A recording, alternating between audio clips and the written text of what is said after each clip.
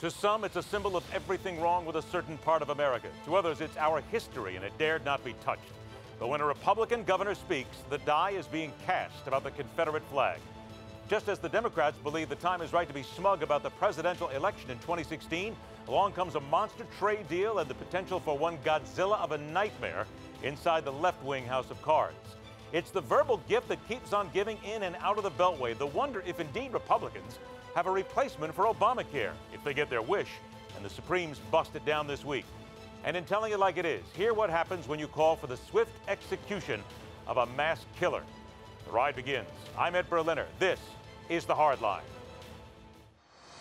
In defending itself against such attacks, Israel's military acted and acts according to the highest international standards. The report in hand was commissioned by a notoriously biased institution. It was given an obviously biased mandate.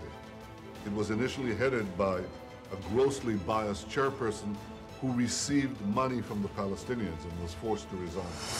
We do not seek cold, let alone a hot war with Russia. We do not seek to make Russia an enemy, but make no mistake, we will defend our allies. We will stand up to Russia's actions and their attempts to reestablish a Soviet-era sphere of influence. At least we can make the death mean something. We should not go another week with that symbol of hate that was adored by the man who killed them to sit in front of the capital of all the people. It's the people's house. It should not belong to just a few. It should belong to all of us.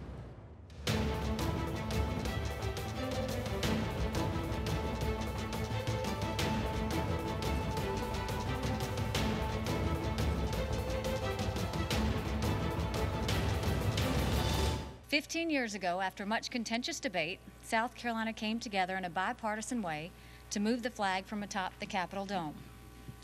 Today, we are here in a moment of unity in our state, without ill will, to say it's time to move the flag from the Capitol grounds. Republicans can tippy-toe all they want, but the action taken Monday afternoon by the Republican governor of South Carolina will force every single one of them to step back and reconsider their stand on one of the more contentious issues of the past few decades, whether a flag born in the heat of insurrection is a racist symbol, and how those who defend it will have to shape their argument to ensure votes are not lost in some key southern states. Let's get to it. First up, the Mississippi Division Chief of the Sons of Confederate Veterans, the organization that fought to the Supreme Court for the right to keep the Confederate flag on the state of Texas license plate. Greg Stewart joins us. Greg, thank you so much for being here. Good evening, Ed. Proud to be here. Let me begin by asking your opinion on the governor of South Carolina, Nikki Haley, who seemed to cut all the right lines, who basically did not insult either side and made her decision today. Do you agree with it? No. I think she said in her opening line that they had come to a decision 15 years ago, and now they're going to renege on it. So if I were the people that agreed to take it from the top of the building last time, I would be feeling kind of silly right now. What about those who say that now is the time to take it down in light of what happened in South Carolina and in light of what is happening in America? Well, I think it's, was it Rahm Emanuel who told us that you never let a good crisis go by without getting something out of it. And this has been a textbook example of that. There's no connection, no nexus at all between what a deranged lone wolf did, cowardly act. That has absolutely nothing to do with the Confederate flag. So they have managed to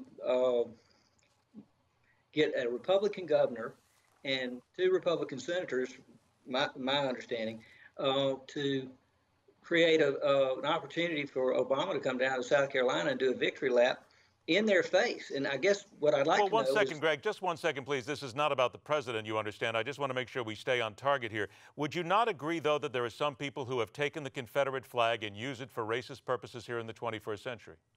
Oh, sure. No doubt about it. Then how do you then fight those? How do you then get them to stop using it? Or can you? You can't. I can't keep them from using it, and I can't keep whoever wants to burn it from burning it. I mean, it's a free country. They do the same thing with the United States flag, which by the way, you'll live to see it. It will be next.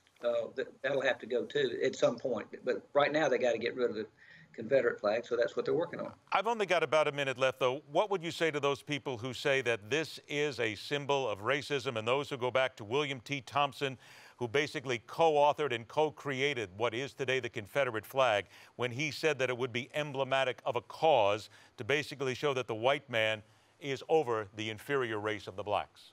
I've never heard that before. I know what it means to me. I know what it means to the people I grew up with, and I know that my grandparents, my ancestors, were not monsters. So anybody that wants to use that to bully me or make some kind of political point, it goes nowhere with me. Well, no, I'm not trying to make a political point. Honestly, I'm just pointing out history because we did the research, and the gentleman who co-authored, which was the second national flag, this flag, said that we are maintaining the heaven-ordained supremacy of the white man over the inferior of the colored race.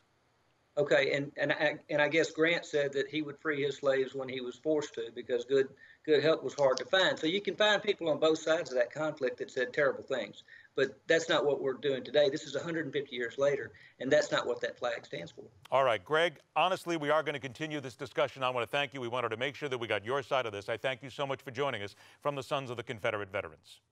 Thank you.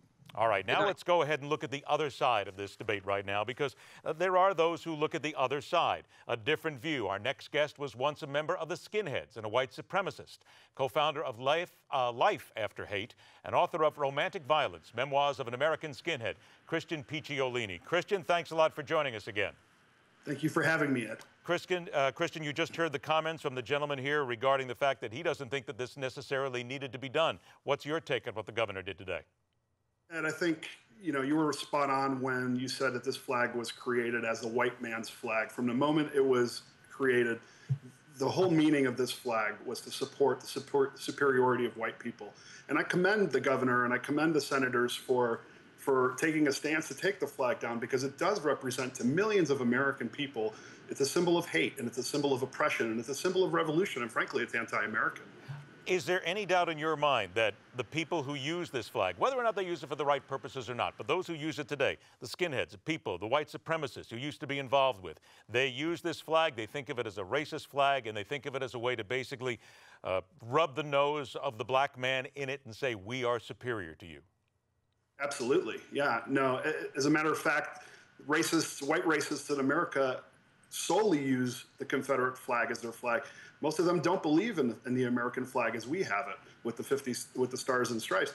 And they use that and they wave it as a banner of oppression and for violence. And for the last 150 years, that's solely the cause that it's supported. And I totally agree that the flag should not be flown on any federal buildings, should be taken down. I support the right of any nut job to wave whatever ridiculous symbol they want to. Well, let me get to that, if you would, here, about the 90 seconds or so that I have left. And this comes down to the First Amendment. And we've heard people say that you have the First Amendment right to wear it. People will say that here in America, of course, you have the right to wear a Nazi symbol if you wear it. Do you think that we need to crack down further, take this off state license plates, remove this from other places as well? How far do we take this? I think that any time that flag is supported by taxpayer dollars, it needs to come down. I don't support the idea of infringing on freedom of speech. I think people should be able to wave whatever flag they want. But the moment that it starts to take on a symbol of violence and hatred, and it's supported by our government, and it's flying over a Capitol building, it needs to come down. Christian, what do you think about those people who say this is a knee-jerk reaction? It's only a flag, it's something that we use for our heritage, and it's something that is used to remember fallen comrades and fallen family from the Civil War. Well, I would recommend that they look at the history of the flag, because it was designed to be a white supremacist flag from the very beginning. I think that they really need to understand what flag it is that they're backing, because it's got to go. It's time. Would you just say that some of those people who do it simply aren't smart enough to understand history? No, I wouldn't say anybody's not smart enough. I just think that they don't have all the facts, and I think that they need to reconsider their support of this. And it may be a historical flag, it may have historical significance, but so does the swastika Nazi battle flag, and we don't see that waving anymore in Germany. Christian, I want to remind everybody that your book, once again, is called Romantic Violence, Memoirs of an American Skinhead, somebody who was there, knows what it's like, and now speaks against it on a regular basis. Christian, thank you so much for joining us. We appreciate your time. Thank you, Ed.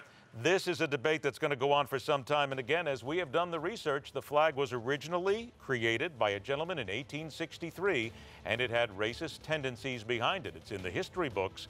It's going to be interesting to see how everybody else sees it as the debate goes forward. Stay with us. The Political Animal is next, right here on The Hard Line.